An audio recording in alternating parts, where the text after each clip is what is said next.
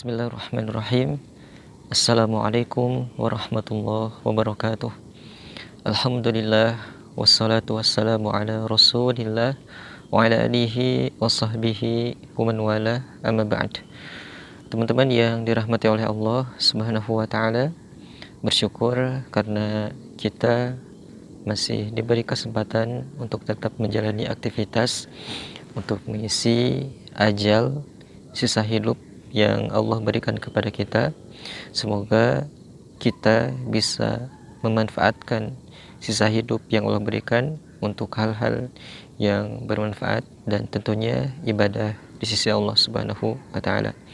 Semoga kita senantiasa diberkahi, dimuliakan, dibimbing dalam kebaikan, dan semoga senantiasa diberikan kesehatan oleh Allah Subhanahu wa taala. Teman-teman sekalian yang dirahmati oleh Allah, setiap manusia, setiap kita pasti mendambakan ketenangan di dalam hidup. Karena dengan ketenangan kita akan mudah dalam menjalani segala aktivitas dalam hidup kita.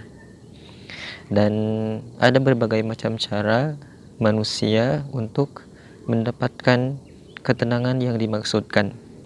Ada yang mencarinya dengan traveling, ada yang mencari ketenangan itu dengan jalan-jalan, ada yang mencari ketenangan itu dengan mendapatkan banyak rezeki, dan ada pula orang yang mencari ketenangan itu yaitu dengan lebih mendekatkan diri kepada Allah Subhanahu wa taala.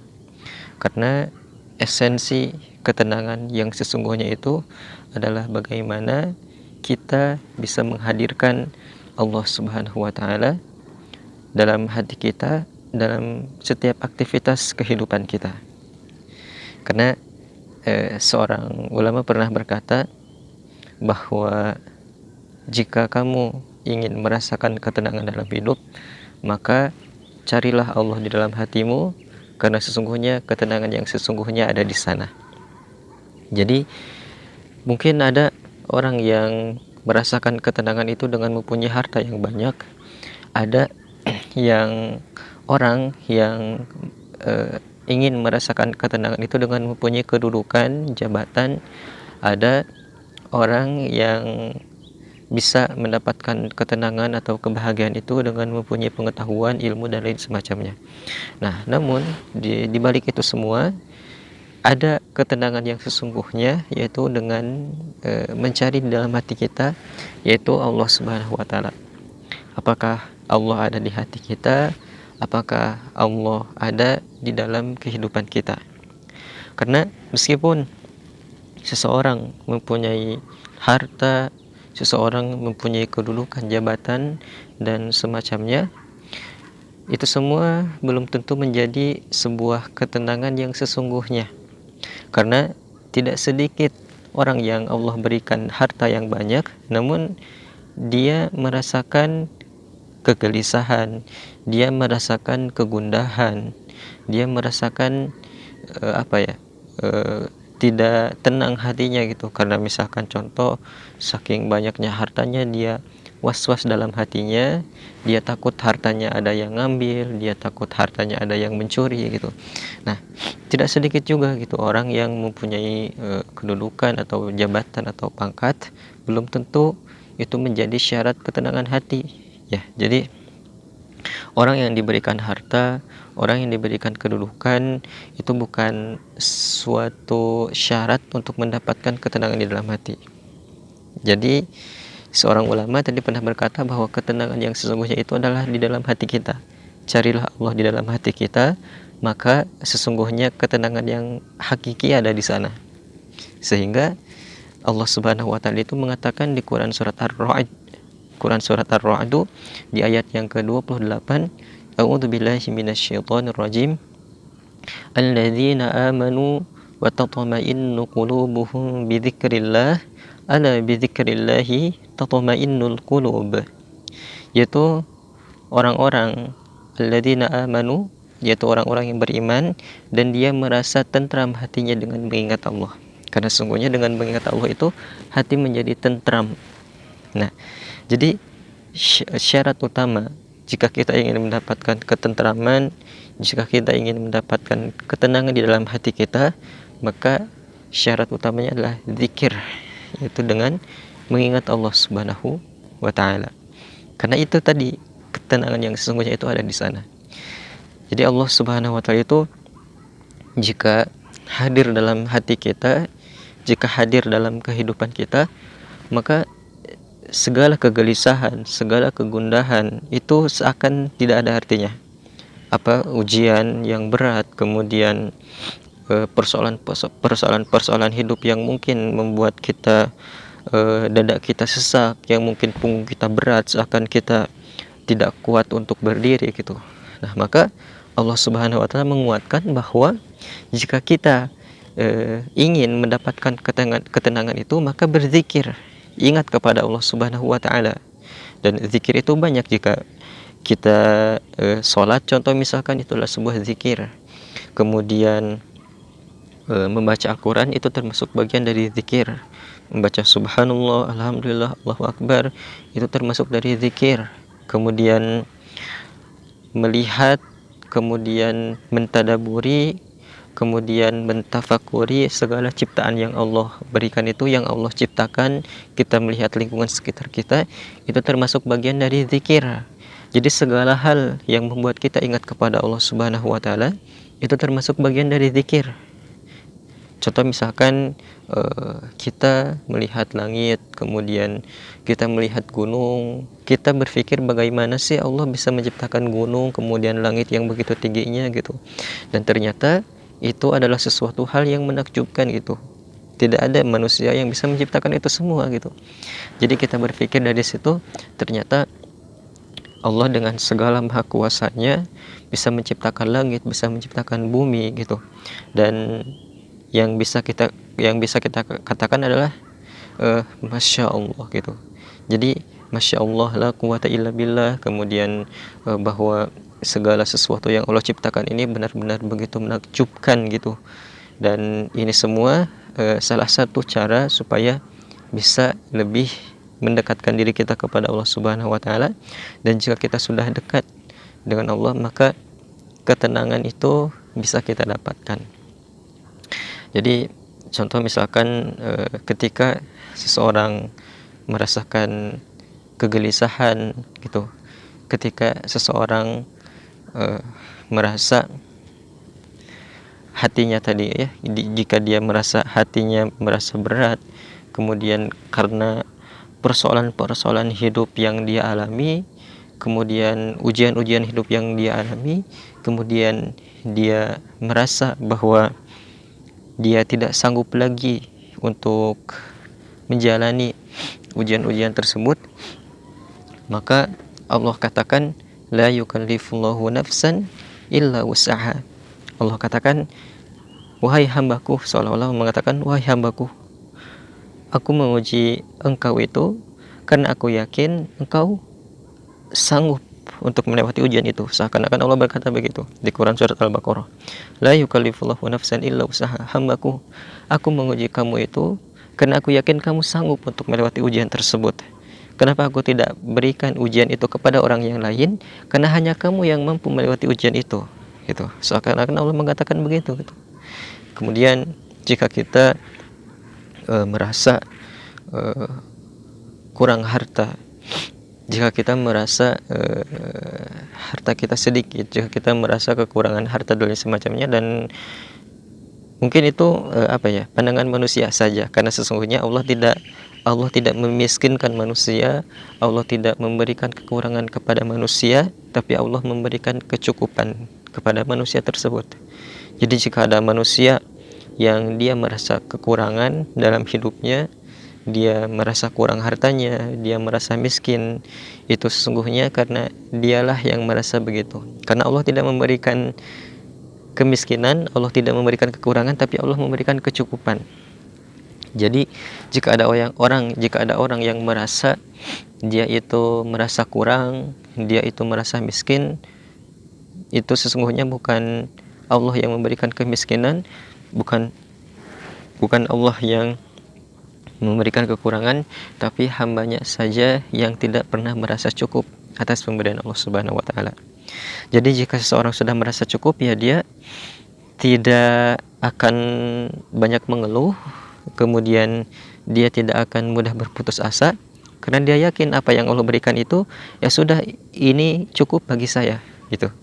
Jadi Allah itu memberikan kecukupan, bukan kekurangan gitu. Jadi jika ada orang yang dia merasa kurang, bukan Allah yang tidak memberikan hartanya, tapi mungkin saja orang tersebut belum mensyukuri atas apa yang Allah berikan kepadanya. Kemudian jika ada hamba yang mungkin dia tadi dalam hal harta, jika misalkan contoh dia ingin diberi harta gitu, dia merasa tidak cukup tadi ya, dia tidak merasa cukup, dia merasa kurang, dia merasa hartanya sedikit, maka Allah katakan, wa may yattaqillaha yaj'al lahu makhraja. Dia jika ada orang yang merasa persoalan hidupnya serasa berat gitu kan, kemudian kenapa seperti tidak ada jalan keluar dalam hidup ini gitu. Kemudian tadi disambungkan lagi, jika ada orang yang dia merasa hartanya kurang gitu, nah maka kuncinya wa may yattaqillaha yaj'al lahu makhraja wa yarzuqhu min haitsu la yahtasib. Jika seseorang bertakwa kepada Allah Subhanahu wa taala, jadi kuncinya takwa. Nah, jadi jika kita ingin merasakan atau kita ingin mendapatkan jalan keluar dalam hidup kita, bertakwa syaratnya. May yattaqillaha yaj'al lahu makhraja wa yarzuqhu min haitsu la yahtasib. Maka jika seseorang hamba sudah bertakwa, maka Allah akan keluarkan dia dari segala persoalan hidup yang dia merasa berat di dalamnya itu, dan Allah akan memberikan rezeki dari arah yang tidak disangka-sangka. Nah, jadi kuncinya adalah takwa. Maka jika ada hamba Allah Subhanahu wa taala yang dia merasa persoalan hidupnya serasa berat, jika ada hamba yang merasa seolah-olah segala persoalan itu sudah terasa berat begitu, terasa berat sampai pundaknya terasa berat, kemudian lututnya tidak kuat untuk menopang, tidak kuat untuk berdiri, kemudian seorang hamba merasa rezekinya sempit, jika seorang hamba merasa kok hidup sepertinya merasa kok dunia ini sepertinya tidak suka kepada saya gitu, sepertinya dunia ini tidak menginginkan saya gitu. Nah, maka kuncinya adalah takwa tadi. Dan dunia ini, sementara dunia ini memang adalah tempat ujian gitu. Jadi kebahagiaan di dunia ini adalah sesuatu hal yang fana, sesuatu hal yang sedikit. Jadi wa mal hayatud dunya illa qalil. Jadi kehidupan di dunia ini adalah sebagai ujian. Kalau misalkan kita merasa hidup di dunia ini terasa berat, kok di dunia ini terasa banyak ujian gitu, karena memang itu tabiat dunia itu adalah sebagai tempat ujian. Nah, jadi dunia ini meskipun kita melihat banyak berbagai macam kebahagiaan, kita melihat berbagai macam banyak kenikmatan, itu adalah sesuatu hal yang sementara. Karena kebahagiaan yang sesungguhnya itu nanti ketika sudah ada di akhirat. Dan kebahagiaan yang paling dirindukan itu adalah ketika bertemu dengan Allah Subhanahu wa taala, bertemu dengan Rasulullah sallallahu alaihi wasallam, bertemu dengan para sahabat, bertemu dengan orang-orang soleh terdahulu. Itu kebahagiaan yang sesungguhnya gitu. Jadi jika kita merasakan kebahagiaan di dunia ini, entah itu fasilitaskah yang memadai, entah itu makanankah yang bisa kita rasakan kenikmatannya, itu hanya sebagian kecil saja gitu, hanya sedikit saja bagian dari kenikmatan dunia ini dibanding kenikmatan nanti di akhirat yang begitu luar biasanya. Maka di dunia ini adalah sebagai tempat kita untuk mengumpulkan amal ibadah sehingga nanti kita bisa merasakan kenikmatan yang sesungguhnya. Nah, jadi jika mungkin ada orang yang merasa hidupnya terasa berat, rezekinya sempit, maka mungkin salah satu penyebabnya adalah kurang takwa. Nah, maka takwa itu dimulai dengan contoh misalkan jika kita ingin lebih mendekatkan diri kepada Allah Subhanahu wa taala, mulai dengan mengerjakan hal-hal yang wajib. Kemudian nanti diikutkan dengan yang sunnahnya. Kemudian sembari itu kita melaksanakan hal-hal yang wajib yang Allah perintahkan, kita dalam waktu yang sama juga kita berusaha untuk menjauhi apa yang Allah larang. Kita menjauhi segala sesuatu yang Allah haramkan. Gitu. Contoh misalkan jika kita ingin lebih bertakwa, jika kita ingin lebih mendekatkan diri kepada Allah Subhanahu wa taala, mulai dengan hal yang wajib yang utama, contoh misalkan salat. Nah, salat yang 5 waktu, yang fardu, subuh, zuhur, asar, maghrib, isya. Kita cek nih, salat dulu yang pertama. Apakah salat kita masih ada yang terlewat? Apakah salat kita masih banyak yang terlambat? Nah, maka kita cek, oh mungkin kenapa hidup saya terasa berat, kenapa persoalan seakan sulit untuk dilalui. Mungkin kita sholatnya, bukan kita, karena saya tidak mau gitu. Mungkin jika ada orang yang merasa hidupnya berat gitu ya, kemudian rezekinya kok seret gitu, susah gitu, mungkin kita cek dari sholatnya, apakah kita sholatnya bagus atau tidak. Bagus dalam artian tepat waktu dalam mengerjakan, kemudian khusyuk gitu ya. Ya, jadi kita juga paham tertib gitu, paham di setiap gerakan sholat gitu. Nah, coba dicek sholatnya gitu. Maka jika misalkan ada orang yang tadi ya merasa hidupnya sulit gitu, mungkin sholatnya kurang benar. Nah, apakah sholatnya hanya sekedar menggugurkan kewajiban? Apakah sholatnya hanya asal gerakan takbir Allahu Akbar, ruku, kemudian sujud, asal cepat selesai sudah beres gitu, tanpa mengetahui esensi dari sholat itu sendiri gitu, tanpa menikmati gitu. Jadi, nah, apakah kita menikmati sholat kita? Apakah kita tepat waktu dalam mengerjakan sholat itu? Apakah tadi ya, jadi jika sudah menikmati sholat itu, maka kita melihat dunia ini seakan kecil gitu. Jadi ketika kita melaksanakan sholat itu, kita merasa seakan-akan Allah melihat kita gitu. Nah, maka kata para ulama, salah satu cara supaya sholat kita khusyuk itu, bayangkan itulah sholat terakhir kita. Nah, jadi coba bayangkan jika misal contoh, jika Allah mengatakan kamu nanti setelah sholat zuhur atau setelah sholat apapun, misalkan yang akan kita kerjakan, contoh misalkan sholat gitu ya, sholat maghrib atau sholat apapun gitu, Allah mengatakan nanti di sholat yang ini atau sholat zuhur, contoh misalkan sholat zuhur atau sholat maghrib misalkan, nanti setelah sholat itu kamu akan kembali. Setelah sholat itu adalah sholat terakhir kamu gitu. Dan jika kita diberitahu mungkin itu adalah sholat terakhir kita, maka bagaimana persiapannya gitu? Bagaimana persiapan kita? Apa yang akan kita siapkan?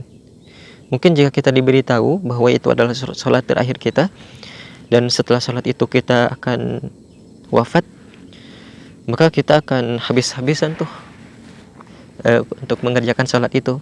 Kita mandi dulu gitu ya, supaya tidak bau, kemudian pakai pakaian yang paling indah, paling bagus gitu, paling bersih, kemudian pakai parfum supaya wangi, dan kita menghadap kepada Allah Subhanahu wa taala dengan ikhlas, dengan khusyuk, dengan hati yang tenang, kita mengangkat tangan, Allahu Akbar. Pasti itu akan beda rasanya. Nah, mungkin tadi jika kita merasa hidup kita kurang merasa beban hidup berat, mungkin dalam sholatnya hanya hanya sekedarnya saja, hanya sekedar menggugurkan kewajiban saja gitu.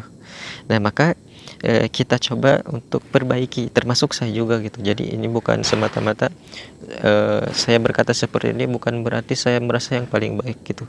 Saya juga coba untuk terus memperbaiki diri. Jadi saya ingin berbagi supaya kita itu bisa sama-sama saling mengingatkan gitu.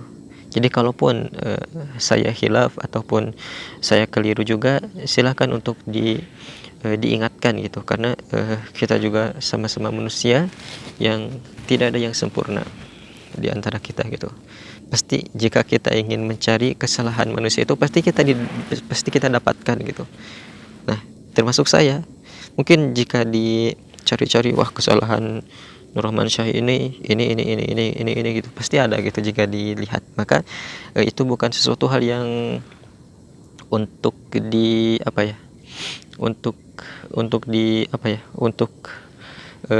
diumbar-umbarkan atau untuk diperbesar, tapi itu sebagai introspeksi diri gitu. Jadi silakan kalau misalkan teman-teman melihat ada yang keliru dalam, entah itu dalam perkataan saya, entah itu dalam sikap atau perbuatan, maka silahkan.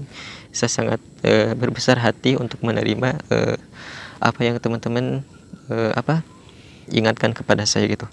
Nah, jadi jika sholat kita sudah merasa nyaman gitu, maka kita rasakan seolah sholat itu adalah sholat terakhir kita. Kita pakai pakaian terbaik, kita pakai parfum supaya nyaman gitu ya. Nah, maka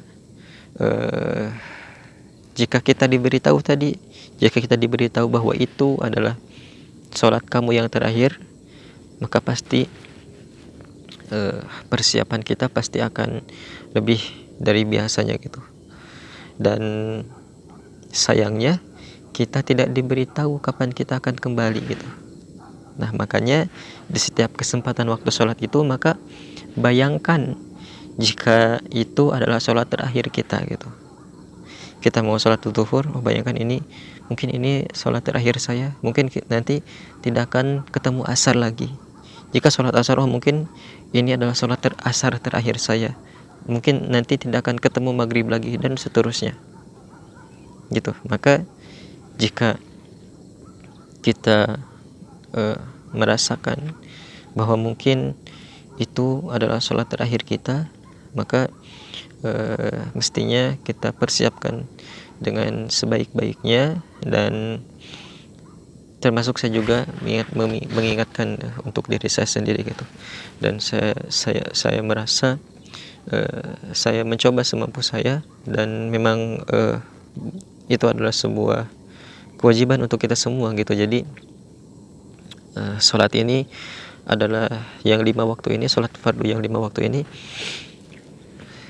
begitu besar manfaatnya, begitu besar karena sholat yang 5 waktu ini kan menjadi satu amalan yang mula-mula akan dihisab. Jadi nanti ketika kita dibangkitkan itu, maka amal yang pertama-tama akan dihisab itu kan sholat.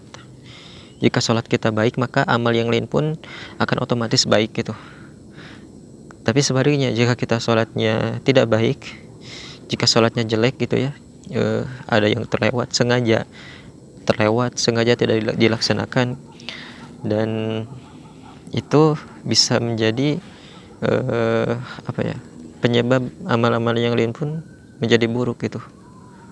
Maka jangan bandingkan orang yang, contoh misalkan lebih baik orang yang tidak sholat tapi dia baik, daripada dia sholat tapi dia tidak baik. dia suka menjelek-jelekan gitu. Nah, itu bukan sesuatu hal yang mesti dibenturkan gitu. Karena orang yang sholat itu mesti baik. Orang yang sholat itu perilakunya pasti baik gitu. Tidak mungkin dia sering mencela gitu. Jika ada orang yang sholat tapi dia sering mencela, dia berkata-kata tidak baik, dia berkata-kata kasar, jorok gitu, maka ada yang salah dengan sholatnya. Karena orang yang sholat itu pasti baik perilakunya, baik tutur katanya, baik ucapannya gitu. Nah, maka ada juga orang yang bertanya ke salah satu ulama. Pertanyaannya itu ada orang non muslim gitu ya, yang bukan Islam. Dia itu sering bersedekah, dia sering berbagi, dia pokoknya contoh misalkan membangun masjid gitu, atau memberikan santunan kepada yatim piatu gitu. Tapi dia bukan Islam, dia tidak melaksanakan sholat, dia tidak mematuhi perintah Allah, tapi dia baik kepada sesama ya. Dia sering berbagi gitu. Nah, jamaah ini bertanya kepada ustadz tersebut, bagaimana nanti dia di akhirat? Ada orang yang tidak beriman kepada Allah, tapi dia baik kepada sesama manusia. Maka ustadz itu menjawab dengan mengutip satu ayat. Saya lupa di surat berapa, ayat berapa. Jadi isinya itu, jika ada orang yang dia itu melakukan kebaikan di dunia tanpa niat untuk kebaikan akhirat, maka Allah akan berikan balasan di dunia saat itu juga. Saya lupa ayat berapa, tapi surat berapa, tapi kurang lebih isinya seperti itu. Jika ada orang yang berbuat baik di dunia tapi dia tidak meniatkan untuk kebaikan akhirat, maka dia akan dibalas di dunia saat itu juga. Jadi jangan heran jika melihat kok banyak orang yang tidak beriman kepada Allah tapi kok kaya gitu. Nah, mungkin karena ketika seseorang berbuat kebaikan di dunia, contoh tadi yang tidak beriman kepada Allah tapi dia sering berbagi, maka Allah berikan balasan di dunia saat itu juga gitu. Karena dia sering berbagi, maka Allah tambahkan rezekinya, tambahkan terus gitu. Jadi kunci jika ingin kalau misalkan kita kan menyebutnya sedekah gitu ya. Nah, kalau misalkan sebagai orang yang beriman gitu kan, jika tergantung niat. Jadi misalkan dia meniatkan sedekahnya apakah benar-benar ikhlas atau tidak. Jika ikhlas, maka Allah berikan pahala untuk akhirat nanti gitu. Tapi jika niatnya untuk semata-mata berinfak atau bersedekah hanya untuk disebut-sebut sebagai orang yang dermawan gitu ya, sebagai dia ternyata suka berbagi gitu, dan kita tidak bisa menjudge gitu, kita tidak bisa menilai orang karena kita tidak tahu isi hatinya gitu. Jadi jangan menganggap dia sedekahnya karena dia ingin disebut sebagai seorang yang dermawan gitu. Wah, sepertinya dia itu rajin ke masjid, sepertinya dia ria, ingin disebut sebagai orang yang ahli ibadah. Belum tentu, karena kita tidak tahu isi hati seseorang kan. Nah, yang tahu hanya Allah gitu. Jadi tugas kita hanya berhusnuzon, berprasangka baik kepada manusia. Mungkin dia bersedekah supaya bisa dicontoh. Mungkin dia senang ibadah karena dia ingin orang sekitarnya juga ingin termotivasi gitu. Jadi mudah-mudahan orang sekitarnya bisa termotivasi gitu. Nah, jadi tadi kembali ke pertanyaan yang jamaah tadi, kemudian bagaimana kondisi dia di akhirat gitu. Nah, maka tadi jika orang yang tidak beriman kepada Allah tapi dia senang berbagi, dia baik kepada sesama, maka balasannya di dunia saat itu juga. Allah tambahkan hartanya lagi, kemudian Allah berbanyak orang yang menyenanginya gitu. Tapi nanti di akhirat bagaimana kondisinya? Kondisinya tidak saya saya sulit mencari kata-katanya gitu. Jadi pokoknya jika dia tapi ini hanya untuk orang yang tidak beriman gitu, sampai akhir hayatnya. Nah, kalau misalkan nanti sebelum dia wafat dia beriman kepada Allah, maka balasannya double tuh. Di dunia Allah balas, di akhirat juga nanti Allah balas. Tapi jika di orang yang tidak beriman sampai dia wafatnya gitu ya, tidak beriman kepada Allah, maka jaminannya tidak akan masuk surga. Kalau misalkan orang tersebut sampai akhir hayatnya tidak beriman gitu. Jadi lagi-lagi saya tidak ingin menjudge, jadi kita tidak menjudge, cuman lebih kepada menilai diri kita masing-masing gitu. Nah, maka mungkin solusi terbaiknya ya, jika kita melihat orang yang tidak beriman kemudian kok dia baik gitu, kok dia senang berbagi, kita doakan. Tugas kita mendoakan semoga dia diberikan hidayah, semoga nanti di akhir hayatnya dia beriman kepada Allah, sehingga apa yang dia lakukan itu tidak sia-sia gitu. Jadi kita mendoakan semoga nanti di akhir hayatnya bisa beriman kepada Allah Subhanahu wa taala gitu. Nah, jadi tugas kita bukan menilai orang, wah dia tidak beriman. Lihat saja nanti contoh, wah dia wah dia senang berbagi, kemudian baik kepada sesama, tapi sayang nanti di akhiratnya dia masuk neraka gitu. Nah, jangan begitu. Jadi ketika kita melihat seseorang berbuat baik itu, kita doakan semoga dia tetap istiqomah, semoga kalau misalkan tidak beriman nanti di akhir hayatnya dia beriman gitu. Semoga seperti itu, jadi bisa mendapatkan kenikmatan yang double gitu. Nah, tugas kita adalah mendoakan, kemudian mendakwahi gitu, sesuai dengan apa yang Allah titipkan kepada kita gitu. Maka umumnya manusia itu dibagi menjadi 4 gitu. Jadi ada yang diberi harta untuk berdakwah itu kan ya. Jadi dibagi menjadi 4. Ada yang diberi harta, ada yang diberi kedudukan, ada yang diberi harta, kedudukan, kemudian kekuatan dan ilmu gitu. Nah, kita pandai-pandai melihat kepada diri kita gitu. Apakah kita dititipi harta? Apakah kita dititipi kedudukan? Apakah kita dititipi kekuatan, tenaga, fisik gitu, atau kita diberi ilmu? Nah, maka gunakan itu untuk berdakwah gitu. Jika diberi harta, maka gunakan harta itu untuk berdakwah gitu. Kita bersedekah gitu ya, entah itu sembunyi atau terang-terangan gitu, supaya contoh itu terang-terangan itu termasuk dalam berdakwah gitu, supaya orang bisa meniru gitu. Lagi-lagi yang harus dilihat itu hatinya gitu, yang harus dijaga itu hatinya. Jangan sampai melakukan itu hanya ingin mendapatkan pujian dari manusia gitu. Itu yang bahaya gitu. Maka terus perbaiki hati gitu, perbaiki niat gitu.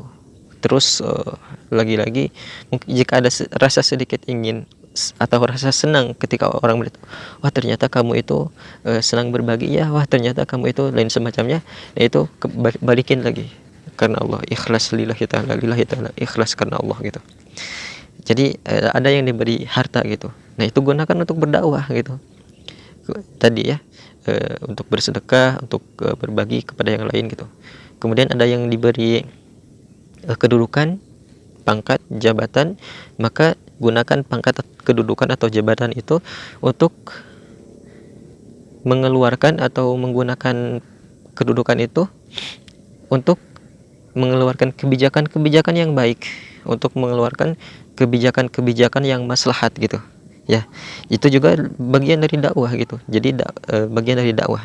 Kemudian ada yang Allah berikan kekuatan gitu, fisik, kekuatan tenaga gitu. Nah, maka gunakan tenaga itu untuk berdakwah. Contoh misalkan membantu pembangunan masjid, atau memang misalkan dia bekerja dengan menggunakan tenaganya, maka bekerjanya itu niatkan karena Allah. bekerja niatkan karena Allah untuk menafkahi keluarga, dan mungkin jika ada yang bisa dikeluarkan untuk sedekah maka keluarkan gitu ya. Dan masing-masing itu ada contoh figurnya gitu. Contoh misalkan yang diberikan harta, contoh di zaman sahabat ada Abdurrahman bin Auf gitu, ada Utsman bin Affan gitu, dan banyak contoh yang lain gitu. Ada yang diberikan pangkat atau kedudukan, contoh misalkan Amirul Mukminin Umar bin Khattab gitu. Kemudian sahabat-sahabat yang lain juga yang Allah berikan kedudukan, Abu Bakar contoh misalkan ya, dan itu digunakan untuk dakwah gitu. Kemudian yang tenaga atau fisik, contoh misalkan Bilal bin Rabah gitu, dia dengan tenaganya itu dengan fisiknya itu, dengan suara Bilal itu. Jadi Bilal itu dakwahnya, dia itu kan muazin gitu. Jadi Rasul pernah berkata bahwa Rasul mendengar suara terompah kaki Bilal itu di surga karena azannya gitu. Maka Bilal berpikir, kalau dengan azan saja saya bisa masuk surga, ngapain saya mengerjakan pekerjaan yang lain seperti Abu Bakar, Umar, Ali gitu. Nah, maka Bilal memilih untuk tenaganya untuk azan. Itu yang tenaga gitu ya, yang punya fisik gitu, kekuatan. Kemudian yang terakhir dalam berdakwah itu tadi, yang pertama dengan rezeki, kemudian dengan kedudukan atau jabatan atau pangkat, kemudian dengan tenaga fisik, yang terakhir dengan ilmu. Nah, maka jika diberi ilmu, maka manfaatkan ilmu itu untuk membenahi diri, dan kemudian bisa diajarkan kepada yang lain gitu. Berdakwah dengan ilmunya gitu. Nah, contoh sahabat dengan ilmunya itu Ali bin Abi Thalib gitu. Nah, jadi tadi ada figur-figurnya masing-masing, yang diberi harta, yang diberi kedudukan, yang diberi tenaga, yang diberi ilmu, Ali bin Abi Thalib. Dan contoh yang lain ada Abu Hurairah gitu. Nah, jadi masing-masing ada figurnya, dan kita tinggal pandai-pandai melihat kepada diri kita, kita dititipi apa? Apakah kita dititipi harta? Apakah kita dititipi pangkat, kedudukan atau jabatan? Apakah kita dititipi tenaga atau fisik, atau kita dititipi ilmu? Karena tidak lepas dari empat ini gitu. Kita di dunia ini tidak lepas dari empat ini. Nah, maka kita pandai-pandai melihat diri kita, kita dititipi apa? Maka maksimalkan itu, gunakan itu di jalan Allah, gunakan itu untuk berdakwah di jalan Allah Subhanahu wa taala. Yang terus kita kuatkan lagi niat ikhlas. Apapun itu, niatkan ikhlas karena Allah Subhanahu wa taala. Jika ada satu ujian kecil yang mungkin bisa memalingkan, maka balikan lagi lillah, bismillah lillah, bismillah lillah gitu. Nah, mudah-mudahan itu bisa menjadi bekal terbaik untuk kita kembali kepada Allah Subhanahu wa taala, dan kita saling mendoakan semoga kita bisa saling menguatkan, kita bisa saling mengingatkan satu sama lain, dan kita bisa saling mendoakan yang terbaik antara kita gitu. Mudah-mudahan Allah Subhanahu wa taala senantiasa memberkahi, Allah senantiasa memberikan keikhlasan dalam hati, dan Allah bisa memberkahi dan memudahkan segala urusan kita. Itu saja yang bisa disampaikan. Semoga bisa mengingatkan, dan tolong diingatkan juga saya jika ada yang keliru dalam hal penyampaian, dan mungkin jika ada yang tersinggung, saya mohon maaf karena memang saya tidak berniat untuk menyinggung. Mungkin jika ada hal yang keliru, ada hal yang tidak pantas atau tidak enak dalam lisan saya, mohon dimaafkan dan mohon diingatkan. Subhanakallahumma bihamdika asyhadu an la ilaha illa anta astaghfiruka wa atubu ilaik. Barakallahu fikum. Wassalamualaikum warahmatullahi wabarakatuh.